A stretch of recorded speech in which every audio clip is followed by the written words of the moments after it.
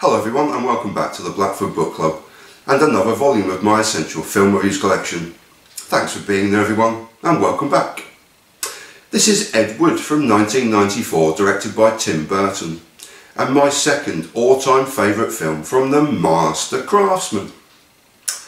Greetings my friends. You are interested in the unknown, the mysterious, the unexplainable. That is why you are here. And now, for the first time, we are bringing you the full story of what happened. We are giving you all the evidence based only on the secret testimony of the miserable souls who survived this terrifying ordeal. The incidents, the places. My friends, we cannot keep this a secret any longer. Can your heart stand the shocking facts of the true story of Edward D. Wood, Jr.?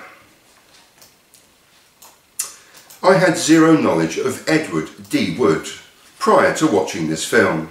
I had equally little knowledge of Bela Lugosi, aside from being aware of his iconic portrayals of Dracula. It's a strangely bizarre film, a homage to Ed Wood more than a biopic, funny and heartbreaking, and it will charm you, amusing in parts, very funny in others. But it's Burton's love and admiration for the filmmaker that shines through. Special praise for long-time costume designer Colleen Atwood should be made, and so too Howard Shore for the sublime musical and orchestral score. Another Tim Burton film to secure Oscar nominations and wins, again for Best Makeup, V. Neil again alongside Yolanda Tossing and Rick Baker, and for Martin Landau in a wonderful performance as Bela Lugosi, and fully deserving of his win. Shot in black and white and set in the early 1950s, at the start of Ed Wood's filmmaking career, Tim Burton saturates this homage to Wood and 1950s cinema. Main scenes and acts dissolve into each other, and the interplay and acting between actors is rooted in films of the period. It often feels as though you're watching a film about a film being made. And if you go with this premise, you're in for a fun, if often bizarre and surreal time. Ed Wood, a struggling writer and director, is brilliantly brought to life by Johnny Depp, perma-smiled and idealistic, balancing so many original ideas for a movie, yet seeking that break. Depp's character performance is excellent. From the very first scene, standing backstage as his play is performed to a sparse crowd amid rain falling through holes in the roof into numerous buckets, Wood is totally oblivious to all of this as he mimes with perfection the lines he has written for his cast. This becomes a constant theme and Depp again excels. This opening scene also introduces the audience to two key players in the narrative and constant companions of Wood. Bunny Breckenridge assists Wood in his productions, and Bill Murray is superb in a supporting role full of camp extremes. Dolores Fuller sees Sarah Jessica Parker on top form as Wood's idealistic leading lady and long-suffering girlfriend.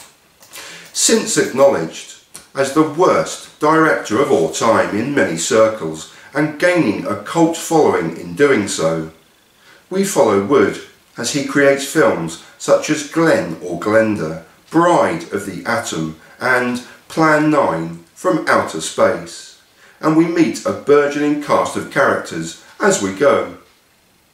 Jeffrey Jones as Criswell, a local psychic and entertainer, and who also opens the film. Lisa Marie is brilliantly bizarre as TV host Vampira. Juliet Landau cameos as Loretta King. And Patricia Arquette is excellent as Kathy O'Hara. But special mention must be reserved for George the Animal Steel as Tor Johnson, a wrestler turned film star. However, the film's true star and standout and a sublime performance falls to Martin Landau as Bela Lugosi.